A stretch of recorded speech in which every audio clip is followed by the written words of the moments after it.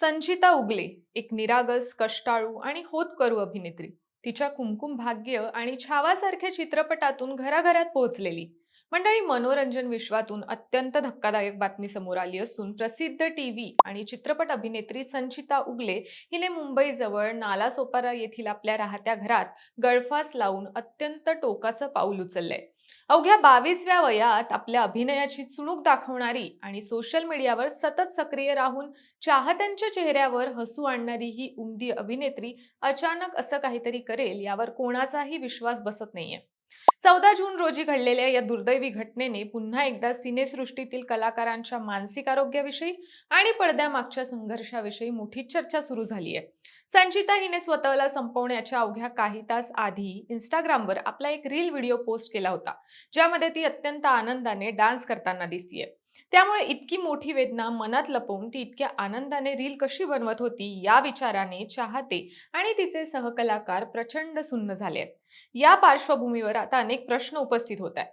नक्की हे संपूर्ण प्रकरण काय आहे? ही संचिता उगले कोण आहे आणि तिची कारकीर्द कशी होती? तसेच जिच्या चेहऱ्यावर इतकं हसू होतं तिने स्वतःला का संपवलं? या सगळ्या प्रश्नांची उत्तरं जाणून घेऊयात आजच्या या व्हिडिओच्या माध्यमातून. नमस्कार, मी रूपल आणि तुम्ही पाहत आहात विशेष भारी.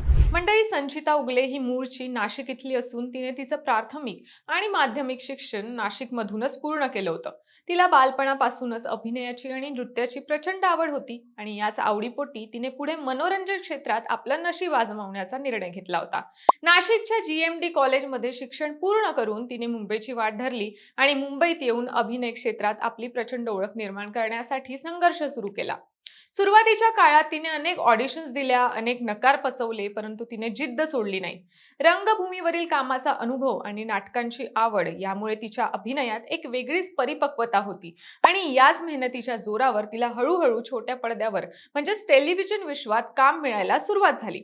मंडळी, संचिताने हिंदी टेलिव्हिजनवरील अत्यंत लोकप्रिय आणि दीर्घकाळ चाललेल्या कुमकुम भाग्य या मालिकेत महत्त्वाची भूमिका साकारून प्रेक्षकांच्या मनात आपलं स्थान निर्माण केलं होतं.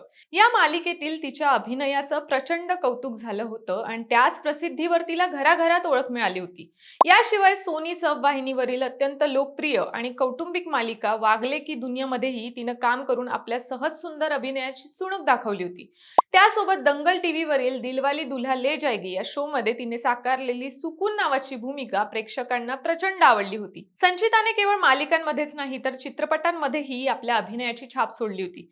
विकी कौशलची मुख्य भूमिका असलेल्या आणि अत्यंत बहुप्रतीक्षित ठरलेल्या ऐतिहासिक छावा या चित्रपटात तिने ताराबाई यांची अत्यंत महत्त्वाची भूमिका साकारली होती, ज्याची चित्रपट क्षेत्रात मोठी चर्चा झाली होती. याशिवाय साजन घर या प्रकल्पातही तिनं काम केलं होतं आणि ती एक उत्तम उद्योन्मुख अभिनेत्री म्हणून नावारूपास येत होती. मंडळी, सोशल मीडियाच्या माध्यमातून संचिता आपल्या चाहत्यांशी सतत जोडलेली असायची. इंस्टाग्रामवर तिचे हजारो फॉलोअर्स होते आणि ती रोज नवीन रील, फोटो आणि व्हिडिओ शेअर करत असायची. तिची हीच हसती खेळती आणि उत्साही प्रतिमा तिच्या चाहत्यांना प्रचंड आवडायची. त्यामुळे ती तरुणाईमध्ये खूप जास्त फेमस होती. धक्कादायक बाब म्हणजे तिनं हे टोकाचं पाऊल उचलण्याच्या अवघ्या काही तास आधी म्हणजे सुमारे 19 ते 20 तासांपूर्वी इंस्टाग्रामवर आपला एक शेवटचा व्हिडिओ रील म्हणून पोस्ट केला होता. या व्हिडिओमध्ये ती स्टुडंट ऑफ द इयर चित्रपटातील राधा या गाण्यावर अत्यंत आनंदानं आणि मनसोक्तपणे डान्स करताना दिसते. तिने या व्हिडिओला मैं नाचू तू नचा असं कॅप्शनही दिलं होतं. या व्हिडिओत तिचा चेहरा अत्यंत आनंदी दिसत असून ती इतकी मोठी वेदना मनात लपवून इतक्या आनंदाने रील बनवत होती आणि काही तासातच स्वतःला संपून टाकेल याचा अंदाज तिच्या अत्यंत जवळच्या मित्रांना किंवा चाहत्यांनाही आला नव्हता.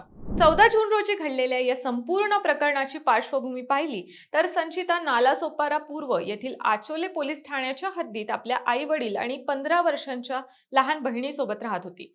रविवारी संध्याकाळी 5:30च्या सुमारास तिची लहान बहीण अंजली काही कामासाठी घराबाहेर गेली होती आणि आई वडीलही घरात नव्हते. त्यामुळे संचिता घरात पूर्णपणे एकटीच होती. याच दरम्यान संध्याकाळी 6:30 ते 7:30च्या सुमारास तिने आपल्या बेडरूम मध्ये जाऊन छताच्या पंख्याला साडीने गळफास लावून आपलं जीवन संपवलं.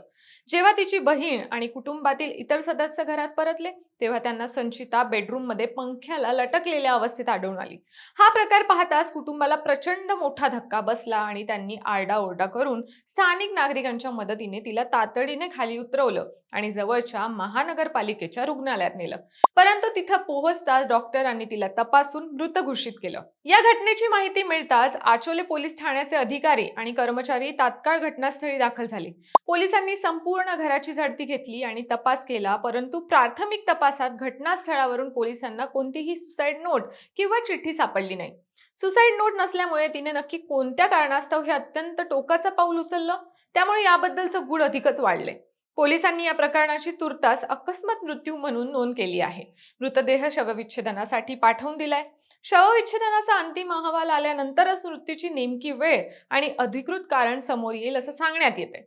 त्यासोबत पोलिसांनी आता या प्रकरणाचा तपास सगळ्या बाजूंनी सुरू केलाय. संचिताने इतका टोकाचा निर्णय का घेतला, त्यामागचं कारण शोधण्यासाठी पोलीस तिच्या वैयक्तिक आणि व्यावसायिक आयुष्याची कसून चौकशी करतायत.